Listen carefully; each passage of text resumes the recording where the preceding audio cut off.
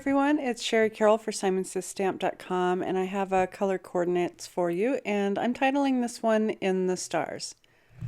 I have been seeing a lot of homes lately, and this is what's inspired my color combination. A lot of homes that are navy blue and gray, and then I thought accent colors of the beanstalk green and cobblestone would be really nice all together, along with some fog cardstock. So I have our soft navy, cobblestone, fossil, beanstalk green, and instead of fog ink, I'm using fog paper.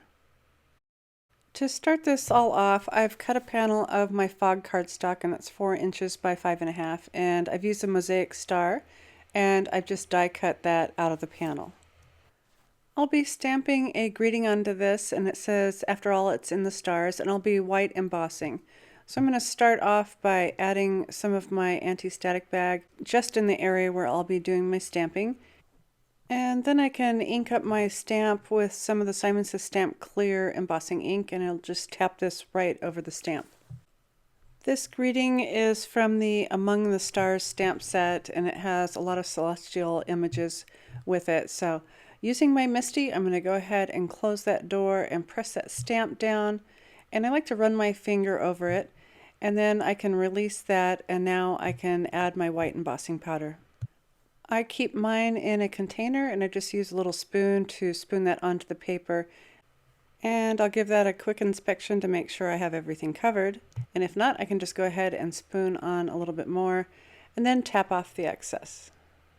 Before I put my heat gun to the powder, I like to heat it up in my hand first just to get it hot, and once it's really hot, then I can go ahead and do my embossing. I'll be adding a panel of color that I've used with my blending tool to sit behind this star. So this will have a second layer right underneath. And this is really easy to do. So I've just used my soft navy ink and my ink blending tool. And this is a really dark ink. So what I found that works really well is to go ahead and dab it into the ink and then tap it off about 5 times before you start to blend this onto your paper. This will help you from getting any sharp lines. So once I start to do my blending, I can just go in again and tap off, and I have some in the center. So once I start building up that layer of blue, I can go in and not have to tap off as much. I can go with more direct color. So that's really easy to create a quick background to go behind a die cut. To put these two panels together, I'm going to go ahead and use my tape runner. And I'll be using this in and around the star, and then I'll go around all the outer edges so that I have enough adhesive to put all this together. And once I have all my adhesive on there, I can go ahead and line this up and lay it in place. Next, I have some papers that I have die cut some stars from, and I've stained these papers with my ink so that they all are coordinating in the way that I want. And the die I'm using is the large holiday shapes, and I'm just using all the star shapes from that pack. So it's really easy to color your paper. I'll start off with some beanstalk green, and I'll just go ahead and go on the edge. So what I did is just dragged my ink across the paper, and it softens up quite a bit. You can see how it is in the beginning and how it ends up really much softer, and everything fills in. Then you can go ahead and use your dies and cut out your stars. Once I have all my stars cut out, I've added a little piece of foam tape to each of the backs of these so that it has a little bit of dimension. And I like to dry fit mine down in place before I go ahead and peel that adhesive backing off.